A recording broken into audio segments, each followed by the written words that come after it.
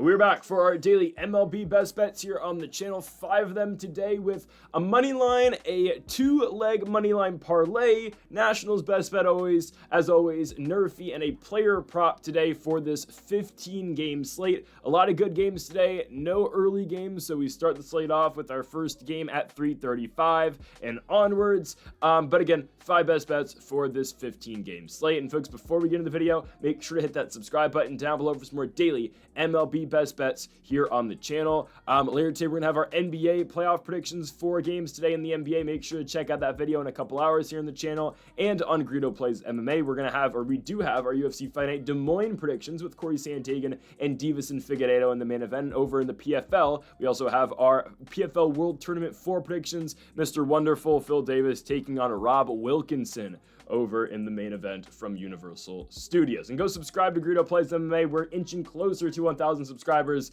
Let's go get that mark.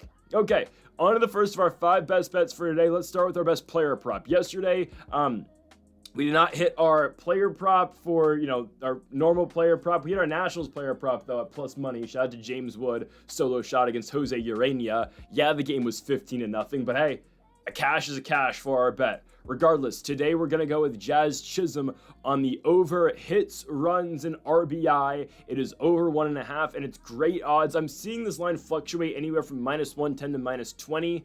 The best book I found it on had it at -10, so -110, so we're going to play that.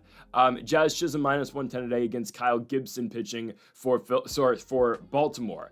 It's a great matchup for Jazz Chisholm, career-wise against Kyle Gibson. Chisholm has 14 at-bats, 5 for 14, batting .357 in total, but only 3 Ks in those 14 at-bats, meaning, again, Chisholm's going to put the ball in play against Gibson, and good things have happened when he's done that. Out of those 5 hits, 1 is a home run, 1 is a triple, the other is a double, and 2 of them, obviously, are singles. But we can expect Jazz Chisholm to put the ball into play a lot tonight, and we can expect Chisholm to do a lot with that at the same exact time.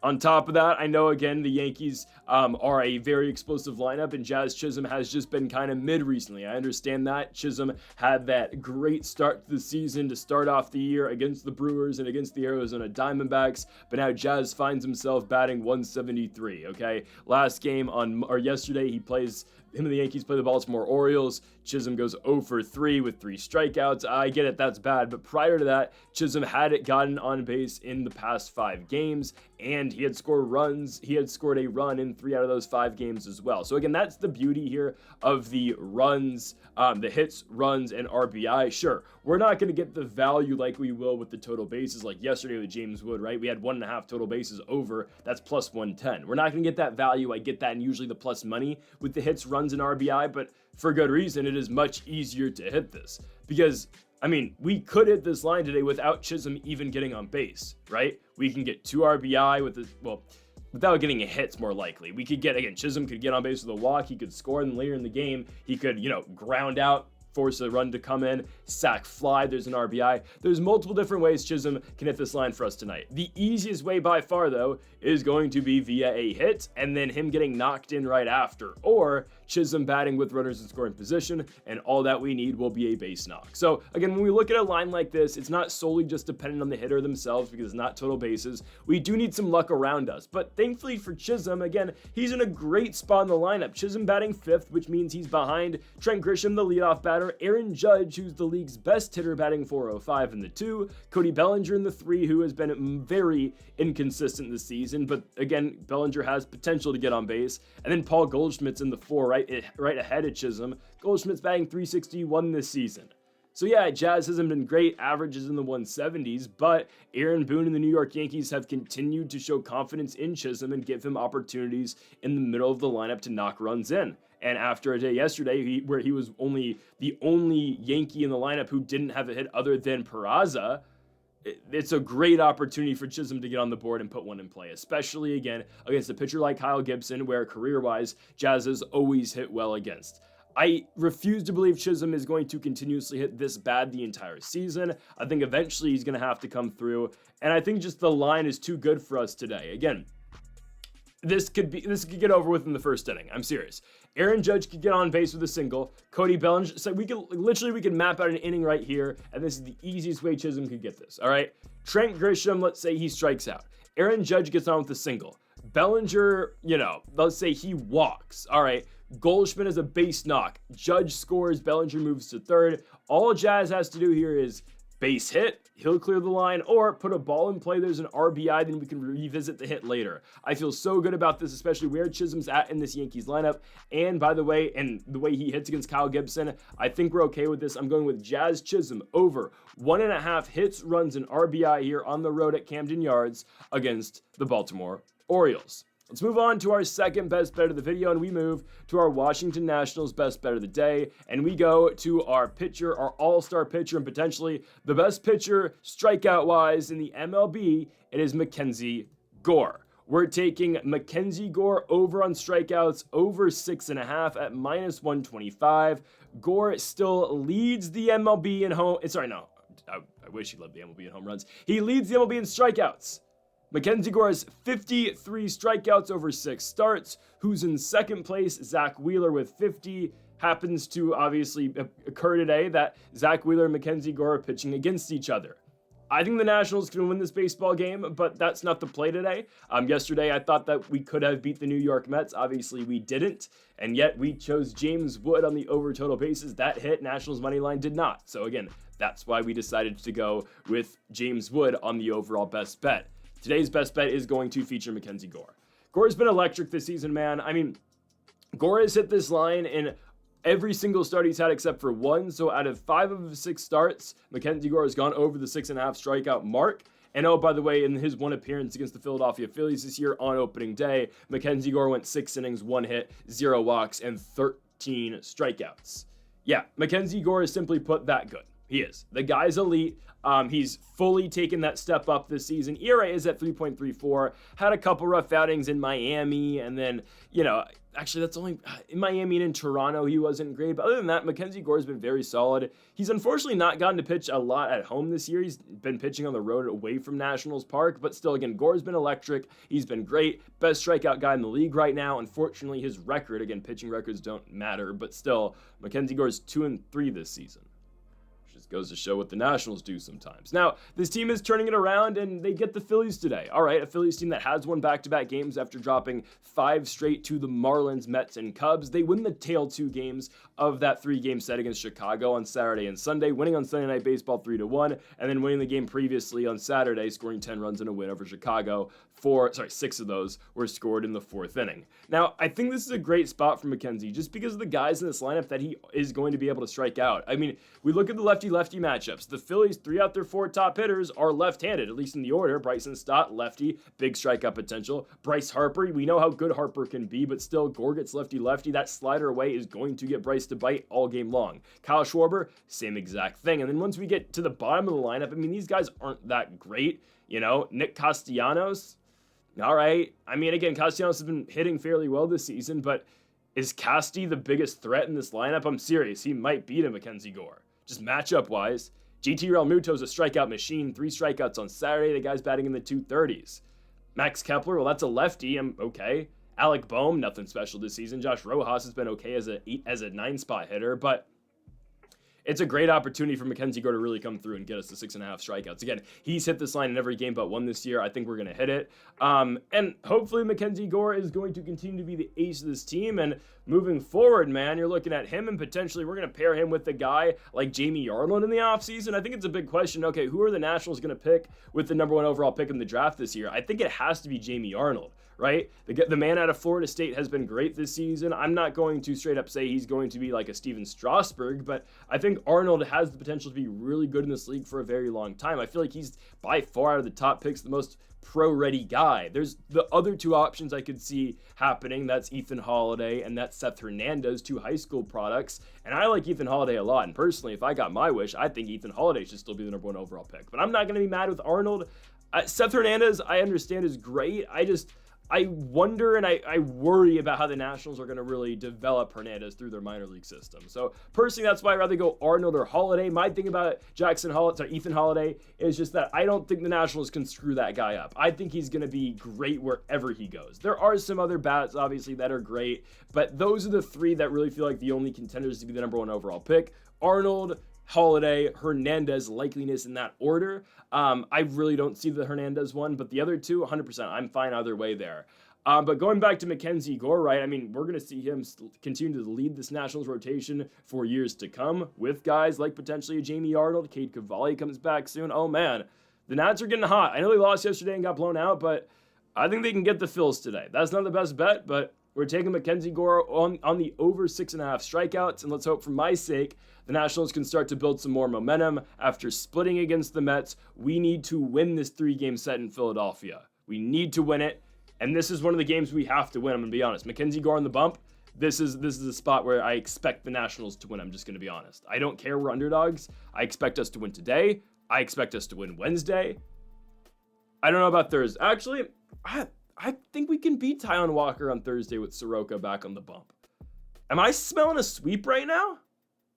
I don't know. As I say that, watch, we're going to get swept. But regardless, Mackenzie Gore over 6.5 total strikeouts here at the bank. Next up, we go to our Nerfy of the day. Yesterday, we went to the yes run in the first inning for the first time all year. Shout out to Coors Field, Rockies versus Braves. The Braves couldn't get anything going in the top half of the inning, but shout out to the Rockies coming through in the bottom half of the inning.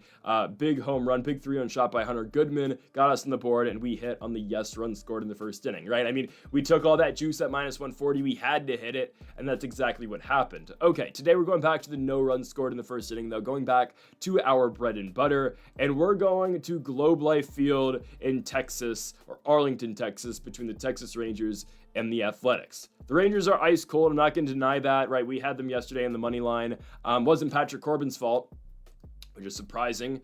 Corbin, I didn't have a great game, but I mean, he's not the reason they lost. The Rangers scored 1 run all game.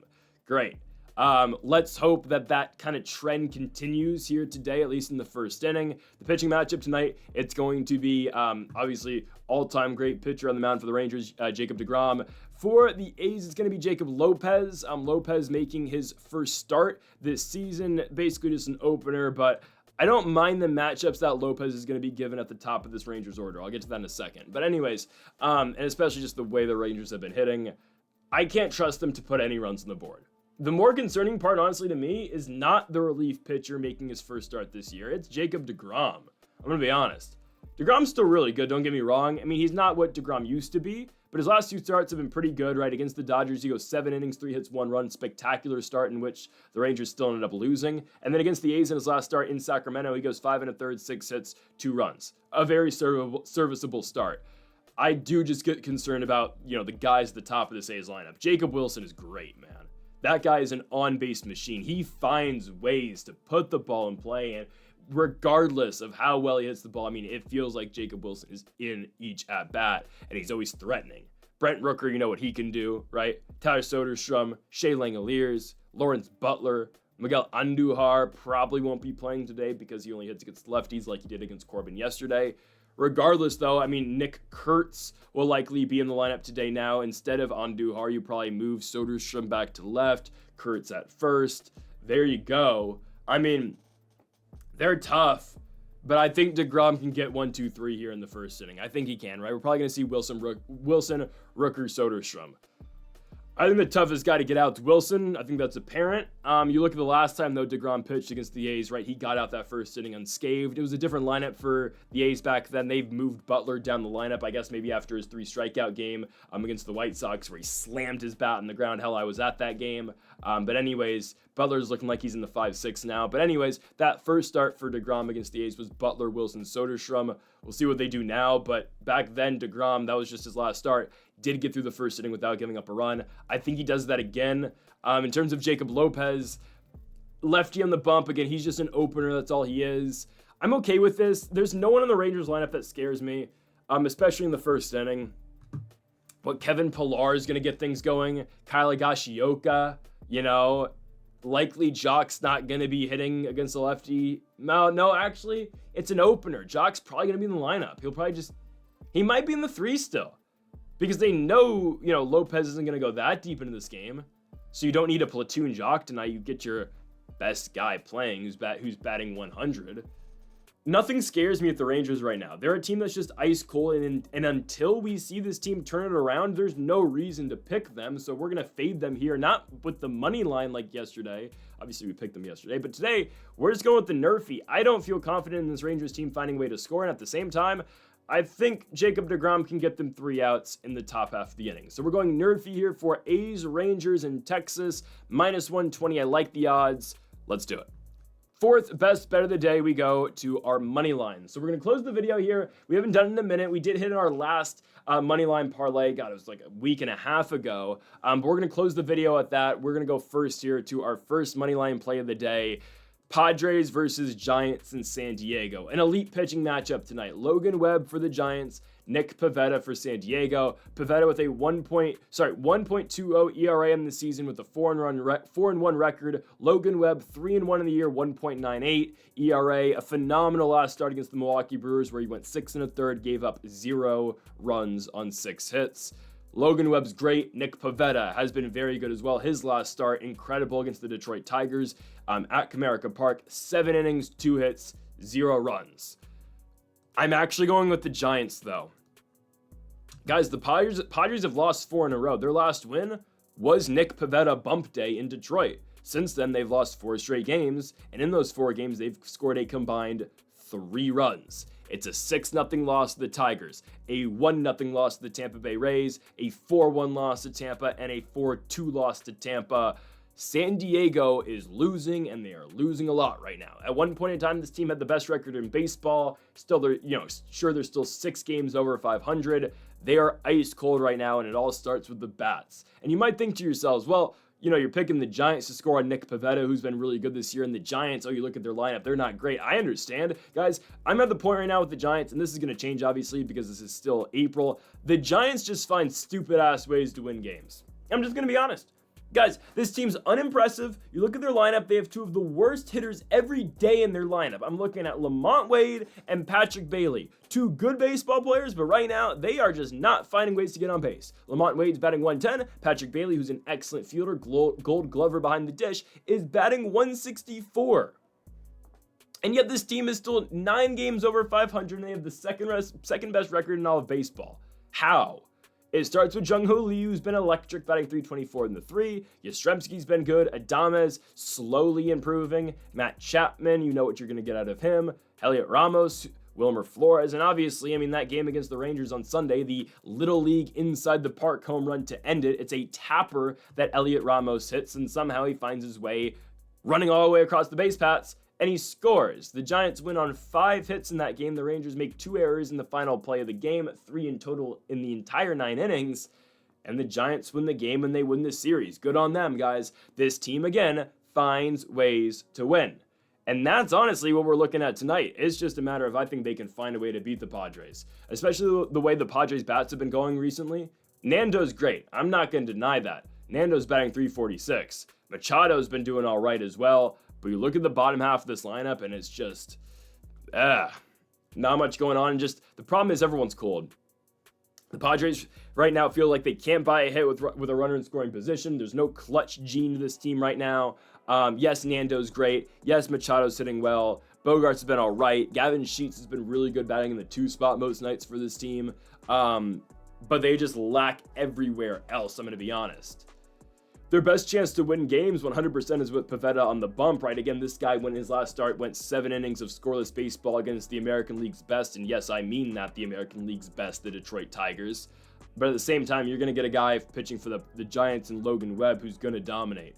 And I'm going to be more concerned about the Padres facing Webb than I am with the Giants facing Pivetta. Again, you might be thinking, well, look at the Giants lineup compared to the Padres, right? It's Jung-Ho Lee, Adames, Yastrzemski versus, Tatis, Machado, and Bogarts. That's fair, but I present to you the fact that San Diego's a team that's expected to hit well. The Giants, regardless of what they do this season, I'm going to be honest, they're going to continue to win a lot of games like they did against the Rangers. Not with the inside the park home run, the Little League inside the park home run, but with low hitting games, they're pitching carrying them, and just opportune hitting. Because that's what the Giants are going to have to do to be successful this season, right? They got to take advantage of the spots that they are given, because they're not going to just straight out most games. They're not going to go out there and boat race you by scoring a bunch of runs. They're going to have to win in margins. They're going to have to win in spots. So that's what the Giants are accustomed to doing. The Padres, on the other hand, the way they're playing right now, this isn't Padres baseball, scoring 2 runs on 5 hits, right?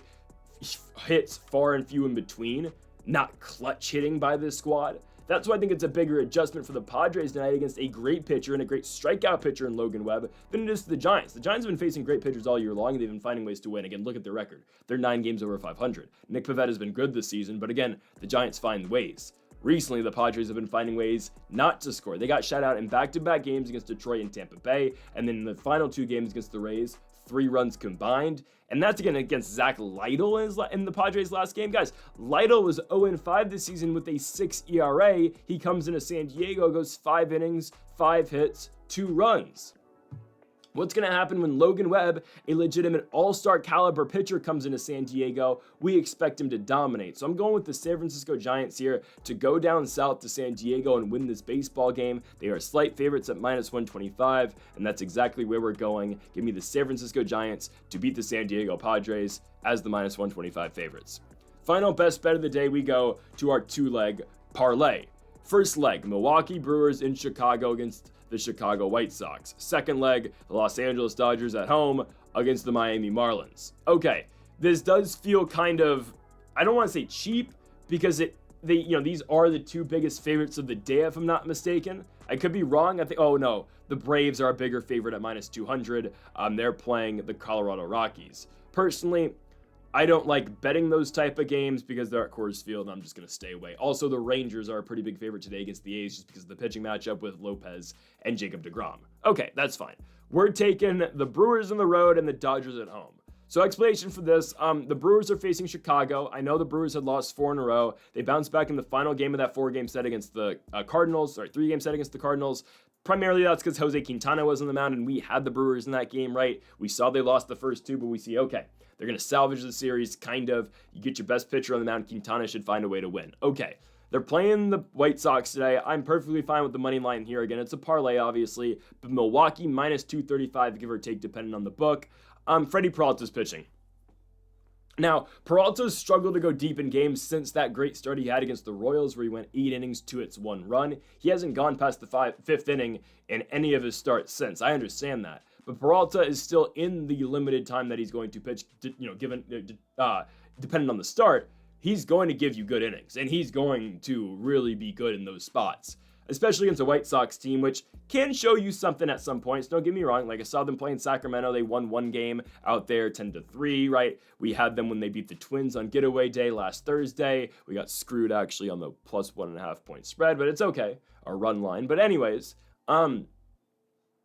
they are a sneaky team that can put the ball in play and can give you trouble, but against the pitcher of the caliber of Peralta, I'm really not expecting that. I mean, who's going to hurt us? Palacios, Benintendi, Luis Robert hasn't figured it out yet. He's batting 150.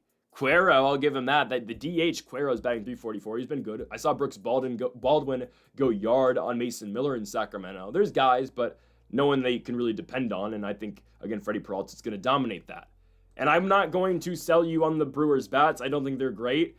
But Bryce Wilson is nothing but an opener, and that means we're going to see basically 7.5 innings today of the Chicago White Sox bullpen. Well, no, if we're counting Bryce Wilson as a member of their bullpen, he's a former starter, I understand, but that means we're getting 9 innings of the White Sox bullpen. Guys, what are the odds the White Sox win a bullpen game? Legitimately, maybe 20%.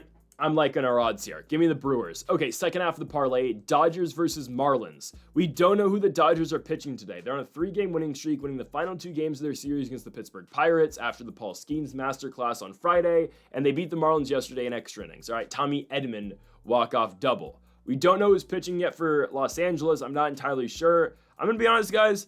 I don't think it really matters. I think the Dodgers win regardless of who pitches. If it's, again, a guy coming up like a Landon Knack, like a bullpen game in general, I don't care. I think the Dodgers are going to win. I kind of hate talking about Sandy Alcantara like this, but I fully expect Alcantara to get shelled. He's been just bad this season, and I don't think Alcantara is going to continue to go down this path. But for one more game, yeah, he's facing the Dodgers. Alcantara with a 6.56 ERA on the season. I saw him get shelled against the Phillies. I saw the Nationals have a lot of success against the guy. His last start against the Reds wasn't great. This is a guy who's supposed to be a trade candidate for this team. They're supposed to get a hefty package back at the deadline for obviously a non-contending Marlins squad.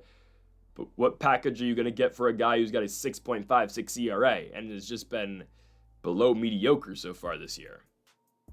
I don't know. Alcantara is still, I kind of felt like he was older. He's 29. I don't know. Due for a big contract as well. I expect the Dodgers to dominate. You know how good these bats are, and especially with a struggling pitcher, this is not the team you want to try to get back and, get things on the right track against. I thought Edward Cabrera was going to see a lot of success against the Dodgers. Boy, was I wrong. Now, shout out to Dane Myers getting the Marlins back in that game yesterday with the grand slam, but obviously that game was eventually won by Los Angeles again with the Tommy Edman walk-off double. I expect Alcantara to kind of get shelled tonight, guys. I'm not going to lie. Like, I get Mookie's kind of struggled this year so far, and the Dodgers are only 9 games over 500. They're only tied with the Giants right now, a team they outspent by $1 billion in the offseason, but it's okay. It doesn't matter who's pitching tonight. The Dodgers should be fine. I'm not really scared of the Marlins bats that much. There are guys again who can shock you. I'm looking at Ramirez. I'm looking at, Wagman, Xavier Edwards. But look at the Dodgers lineup compared to them. And again, I will unfortunately say, look who's pitching for Miami. If Alcantara is struggling with these squads, what's going to happen when he faces Ohtani, Betts, Freeman, Teoscar Hernandez, and Will Smith, who's batting .310 and continuing to be one of the best catchers in baseball? Right?